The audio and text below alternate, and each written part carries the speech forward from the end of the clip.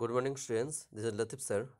Today I am going to start a new chapter, the chapter 9 of class 11th chemistry. In this chapter, chapter 9, hydrogen, the topic is hydrogen.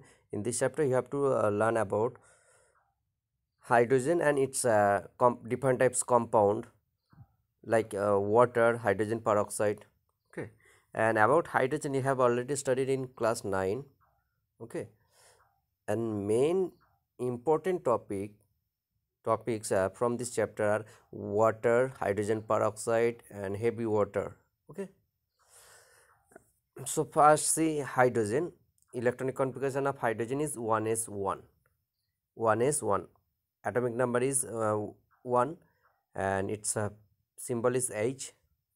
Okay, and in periodic table you can place hydrogen in group 1 and in group 17 because hydrogen has resemblance with alkali metals and with halogens. Okay, so position of hydrogen in periodic table is not justified because it resembles both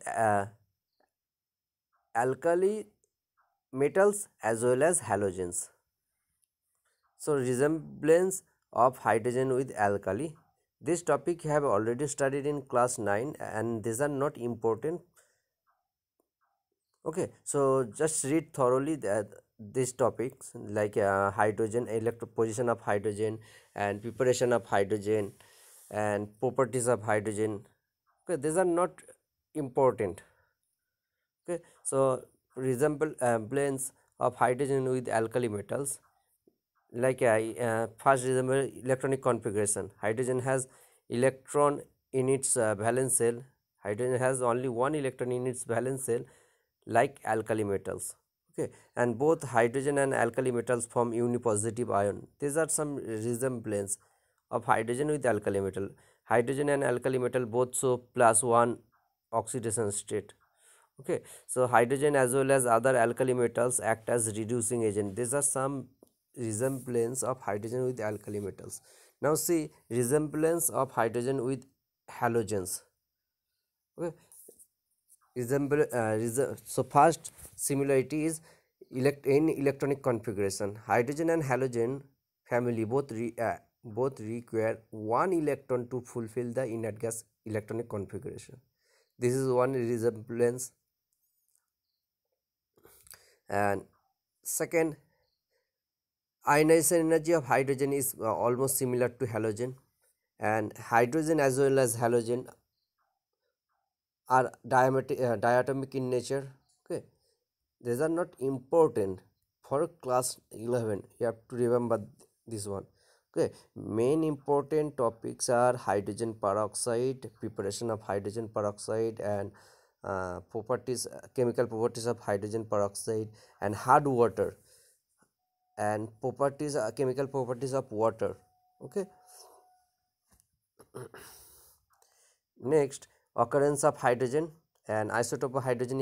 You know that hydrogen has three isotopes. One is protium, deuterium, and tritium. 1H1, 1H2, and 1H3. Okay, 1 is protium, 1H2 is deuterium, and 1H3 is tritium. Okay, now preparation of hydrogen. This is also you have already studied in class 9. Laboratory preparation from zinc. When zinc granules is added in dilute hydrochloric acid or dilute sulfuric acid, you will get hydrogen gas. Okay, and when zinc is treated with sodium hydroxide, in this reaction, when zinc reacts with sodium hydroxide, you will get hydrogen gas as one of the product. Okay, and the complete reaction is zinc plus sodium hydroxide arrow sodium zincate plus hydrogen. Now properties of hydrogen. Dihydrogen means H2, hydrogen molecule. So physical properties of dihydrogen: it is a colorless, odorless, and tasteless gas. It is combustible gas. It is soluble in water. These are not important. I am saying again and again. Okay, just read thoroughly this topic. And chemical properties of hydrogen. hydrogen reacts with nitrogen to form ammonia, hydrogen reacts with oxygen to form water. Okay, so now hydrate, this is the new topic you have not learned in class 9. So what are hydrides? Hydrides are compound of hydrogen with metals and non-metals. Okay, so the hydrides are classified into three classes as ionic or salt-like hydride. Second one, covalent or molecular hydride, and third is metallic or non-stoichiometric hydride. So first type of hydride is ionic or saline hydride. Ionic or saline hydride. So hydride form between halogen hydride formed between hydrogen and electropositive element of group 1 and 2. The ionic hydride formed between hydrogen and electropositive element of group 1 and 2 belonging to S block. These are ionic or salt-like hydride. Okay, so when hydrogen combine with alkali metals or alkaline earth metal, they form salt-like or ionic hydride, and these are also known as stoichiometric hydride.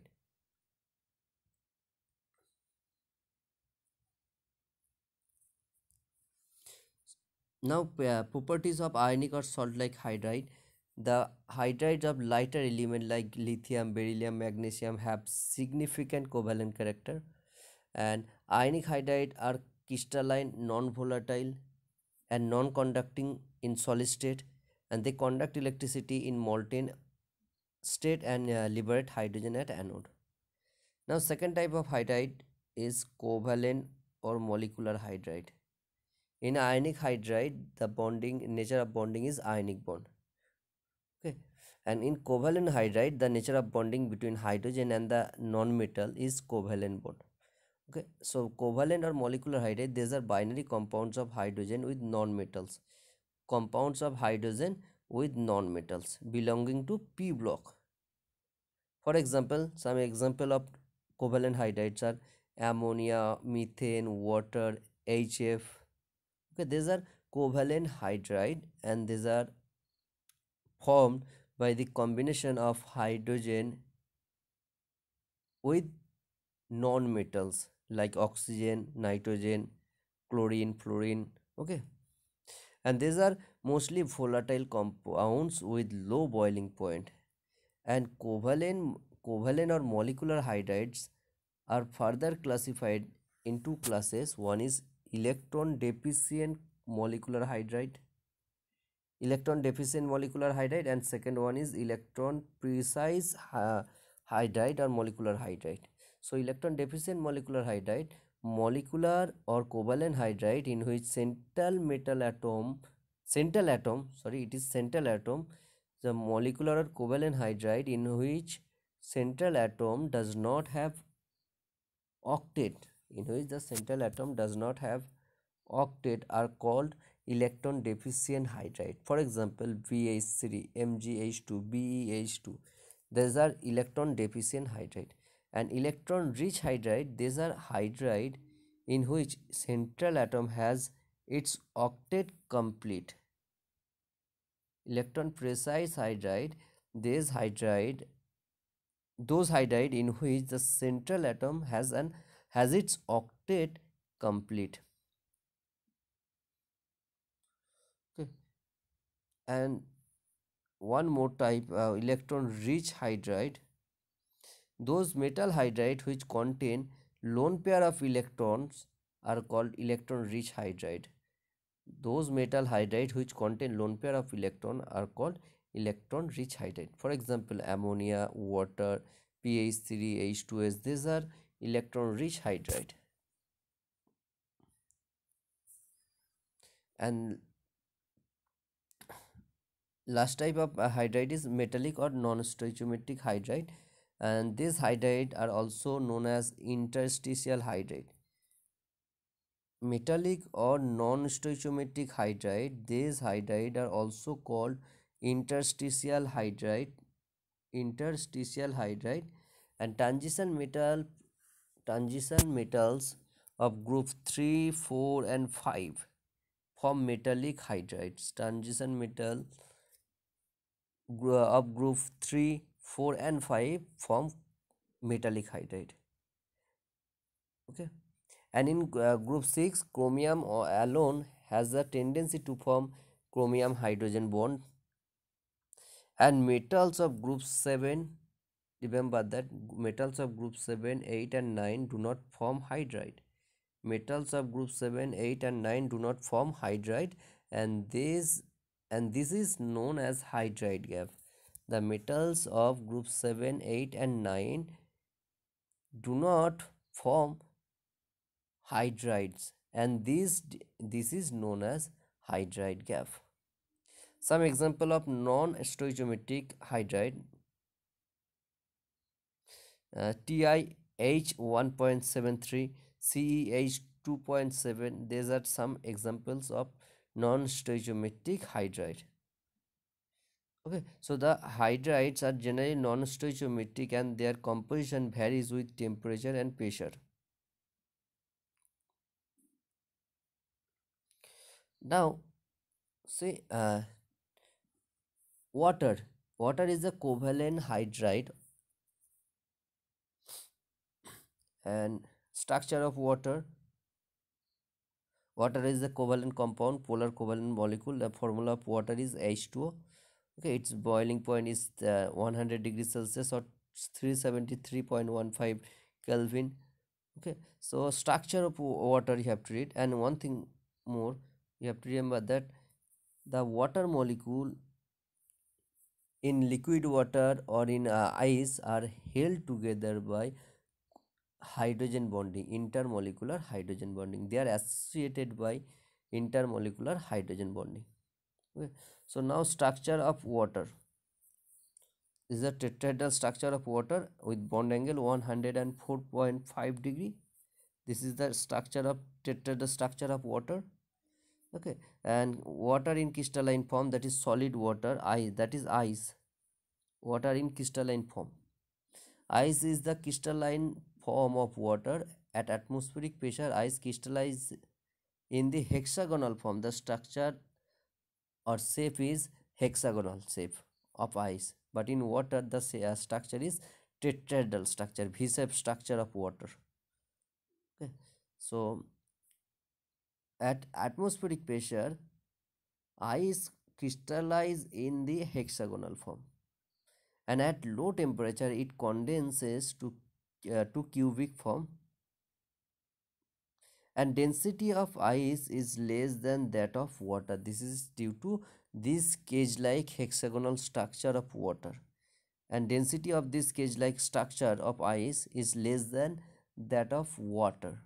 Therefore, ice cubes can float over water. Ice cube can float over water. This is because the density of ice is less than density of water, and density of ice is less than density of water is due to its structure. Okay, the cage like structure, hexagonal structure of ice structure is given. Now chemical properties of water. First, amphoteric property, that means water can react with an acid, and it can also react with a base. Okay, so water has dual nature. It can act as a acid, and it can also act as a base. Okay, so when water reacts with ammonia, in this case ammonia is basic in nature, so you have to assume that water is acidic in nature. So reaction between ammonia and water to give OH minus and ammonium, NH4OH. Okay, in this reaction water act as acidic in nature, acidic property. Okay, acidic property of water. And when water reacts with hydrogen sulfide to give H0 plus and HS minus. Okay, so in this reaction, as as you know, hydrogen sulfide H2S is acidic gas. So what in this reaction water act as a basic compound. Okay, so to prove amphoteric nature of water, you have to write down these two equations. Reaction of reaction of water with ammonia and reaction of water with hydrogen sulfide. When ammonia reacts with water, it gives OH minus. Okay, and when water reacts with H2S, it gives H3O plus and HS minus. So hydrogen peroxide, it behaves like an amphoteric substance because it can act as an acid as well as base.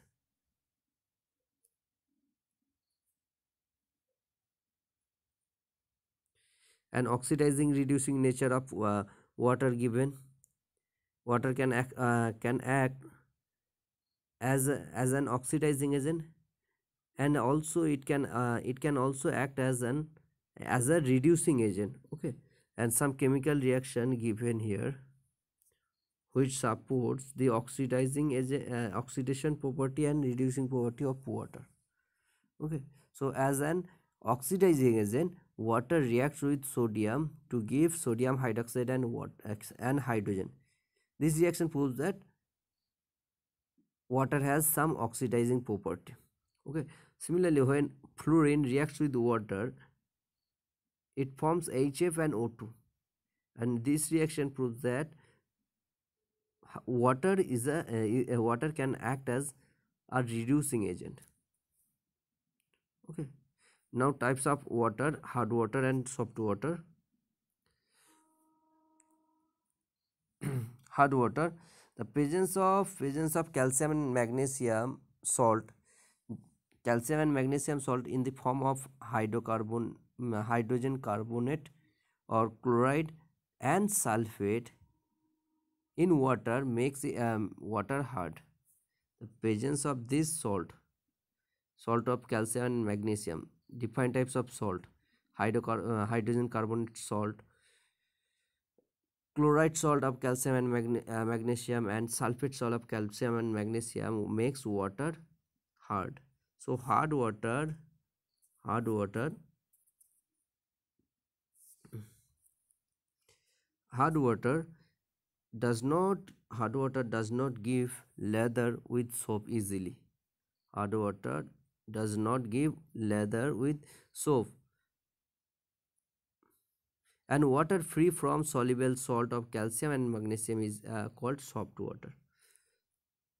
Okay, so hard water forms scum or precipitate with soap because it reacts with the molecule of soap, and soap is generally sodium stearate. Soap containing sodium stearates, the formula of sodium stearate is given here: C17H35 COONA. This is a sodium stearate, sodium salt of stearic acid. When sodium stearate reacts with this uh, metal calcium 2 plus magnesium 2 plus metal ions, it forms precipitate. Now how to remove the hardness of water? First, removal of temporary hardness. One method is boiling. Okay, just boiling you can remove the calcium and magnesium hydrogen carbonate. Okay, and thus and thus the hard water becomes soft water. Okay, so when magnesium bicarbonate, calcium bicarbonate, this carbonate salt are heated, they dissociate to give magnesium hydroxide precipitate, calcium carbonate precipitate, and carbon dioxide. And next method, Clark method. In this method you have to use lime, calcium hydroxide. Okay, and lime reacts with calcium hydrogen carbonate and magnesium hydrogen carbonate to give precipitate of calcium carbonate and calcium carbonate. Okay, so using boiling method or Clark method, you can remove the hardness of water. Now permanent type of hardness. See, permanent hardness of water. It is due to the presence of soluble salt of magnesium and calcium. It is due to the presence of soluble salt of magnesium and calcium in the form of chloride and sulfate. Chloride and sulfate in water. Permanent hardness is not removed by boiling. It can be removed by following method. One is by treatment with sodium carbonate, that is washing soda. Using washing soda, you can remove the permanent hardness of water, because sodium carbonate reacts with the calcium and magnesium salt, chloride and sulfate salt of calcium and magnesium. Sodium carbonate reacts with this chloride salt and sulfate salt of calcium and magnesium and forms precipitate of metal, that is calcium carbonate, magnesium carbonate. Okay, and hardness of water removed. So washing soda react with soluble calcium and magnesium chloride and sulfate in hard water to form insoluble carbonates like calcium carbonate, magnesium carbonate. These are insoluble carbonate. Next important method is Calgon. Calgon's method. Sodium hexametaphosphate. Sodium hexametaphosphate. See the name of the compound, sodium hexametaphosphate. Reacts, that is Na6P6O18. Na6P6O18. So sodium hexametaphosphate, commercially called Calgon. And using this Calgon, you can convert hard water to soft water. So sodium hexametaphosphate is known as Calgon. The formula of sodium hexametaphosphate is Na6P6O18. So when Calgon added to hard water, the following reaction take place. Reactions are given, and you have to remember the formula of Calgon. Why Calgon is used? Calgon is used to remove permanent hardness of water. So Calgon Na6P6O10 combine O18, sorry, Na6P6O18. This Calgon combine with the metal ions, calcium 2 plus ion, magnesium 2 plus ion present in the solution. Okay, and one more important method is ion exchange method, and this method is also called zeolite method, permuted process. All these methods are given in your book. You can also read from your book. Okay, so this method is ion exchange method. This ion exchange method is also called zeolite or permuted process. So hydrated sodium aluminum silicate is zeolite or permuted, and formula of such zeolite is sodium aluminum silicate, NaAlSiO4. Okay, and this ion, using this ion exchange resin, you can separate the calcium and magnesium salt from water, and thus the water become soft water. Now see hydrogen peroxide. Hydrogen peroxide, the formula is H2O2, and you have to remember hydrogen peroxide is most important. Okay, hydrogen peroxide, the formula is H2O2, and preparation of hydrogen peroxide from first one is from barium peroxide, BaO2. When hydrated barium peroxide, that is BaO2.8H2O, this is hydrated barium peroxide, when treated with sulfuric acid H2SO4, you will get barium sulfate, hydrogen peroxide and water. This is one method of preparation of hydrogen from barium peroxide. Okay. Second, by electrolysis of 50% sulfuric acid. By electrolysis of 50% sulfuric acid. So sulfuric acid, if you pass electric current through sulfuric acid solution, sulfuric acid will dissociate to give H plus and HSO4 minus, 2H plus and 2HSO4 minus. Okay, so the cathode reaction, at cathode H plus converted into hydrogen gas and at anode HSO4 minus combine to give H2H2O8 peroxo disulfuric acid, and this peroxo disulfuric acid when react with water it form H2SO5, and this H2SO5 again react with water to give hydrogen peroxide. Okay, so you can prepare hydrogen peroxide from barium peroxide or using electrolysis of 50% H2SO4. The final product will be hydrogen peroxide. Okay, reactions are given here. And hydrogen peroxide is a thermally unstable compound, that's why stored in dark plastic bottle or vessel. Okay, or hydrogen peroxide is stored in wax lined flow or plastic vessel in dark, because hydrogen peroxide decompose slowly on exposure to light. Now see use of hydrogen peroxide. It is used as mild disinfectant. Okay, it is used in the manufacture of detergent. These are not important, but important is preparation of hydrogen peroxide and chemical reaction of hydrogen peroxide, and structure of ice and water. These are very important. So now structure of hydrogen peroxide in gas phase and in solid phase, it given here, and this is looks like open book structure. Okay, so hydrogen peroxide has a non-planar structure. The molecular dimension in the gas phase and solid phase are shown in this two diagram. You can see this is the structure of hydrogen peroxide. Okay, and now see chemical properties of hydrogen peroxide. These are important chemical properties of hydrogen peroxide. Hydrogen peroxide can act as an oxidizing, at the same time they can act hydrogen peroxide can also act as reducing agent. So first so hydrogen peroxide, it can act as an oxidizing as well as reducing agent in both acidic and alkaline media. So first, oxidizing action of hydrogen peroxide in acidic media. Okay, the reactions are given in ionic form.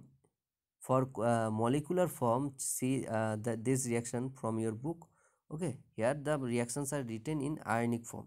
So first, oxidizing action of hydrogen peroxide in acidic medium. Hydrogen peroxide, that is H2O2, oxidizes Fe2 plus in acidic in H2SO4 medium, dilute H2SO4 medium, to Fe3 plus water. So hydrogen peroxide H2O2 oxidizes Fe2 to Fe3. Okay, and reduction action of hydrogen peroxide in acidic medium. So in acidic medium, hydrogen peroxide can reduce potassium permanganate KMnO4 minus or permanganate ion in acidic medium. Hydrogen peroxide can reduce MnO4 minus to Mn2 plus water plus O2. Okay, so this reaction proves that hydrogen peroxide can also act as reducing agent. Now oxidizing action of hydrogen peroxide in basic medium. So in basic medium, hydrogen peroxide in oxidizes Fe2 plus to Fe3 plus. Okay, reaction is given, you can see from here. Similarly, hydrogen peroxide can oxidize Mn2 to Mn4 plus 2H minus. And reduction action of hydrogen peroxide in basic media, reducing action in basic media. So hydrogen peroxide in basic media, that is OH minus means basic media, H plus means acidic media, and hydrogen peroxide, it reduces I2 to I minus in basic medium. Hydrogen peroxide reduces H2O2 reduces I2 to I minus in basic medium. So the entire reaction is I2 plus H2O2 plus 2OH minus arrow 2I minus plus 2H2 plus O2. Similarly, hydrogen peroxide can reduce MnO4 minus permanganate ion into MnO2 manganese dioxide. plus 3O2 plus H2O plus OH minus. This is the entire reaction, and in this case all the reactions are written in ionic form, not in molecular form. Okay, if you want to write this reaction in molecular form, then read from your chemistry book, all are given. And heavy water, this is the one more type of compound of deuterium. This is not compound of simple hydrogen, it is a compound of heavy hydrogen, that is deuterium. Okay, the heavy water formula is D2O. Deuterium oxide is known as heavy water. Okay, and it is extensively used as a moderator in nuclear reactor and in exchange reaction for the study of reaction mechanism. Hydrogen peroxide used as a moderator in nuclear reactors.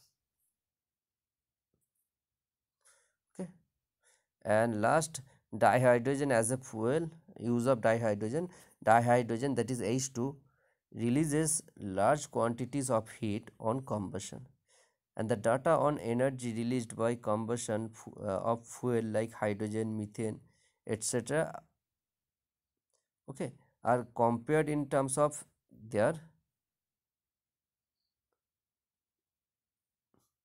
calorific value of different fuels, and hydrogen can act as a good fuel. Okay, so this is one example, use of hydrogen as a fuel, and it is a uh, environmental friendly fuel because it do not pollutes the environment. Okay, so the main important topics are heavy water, and you have to remember heavy water is not safe for human body. Okay, it can decreases the rate of chemical reaction involved in our body system. So heavy water D2O, and hydrogen peroxide, structure of hydrogen peroxide, chemical properties important, very important chemical properties of hydrogen peroxide, and preparation of hydrogen peroxide. Okay, from barium peroxide, from electrolysis of sulfuric acid, these are important. And hardness of water, and temporary and permanent hardness of water, how to remove this hardness, you have to read. Okay, thank you student, and this chapter is completed.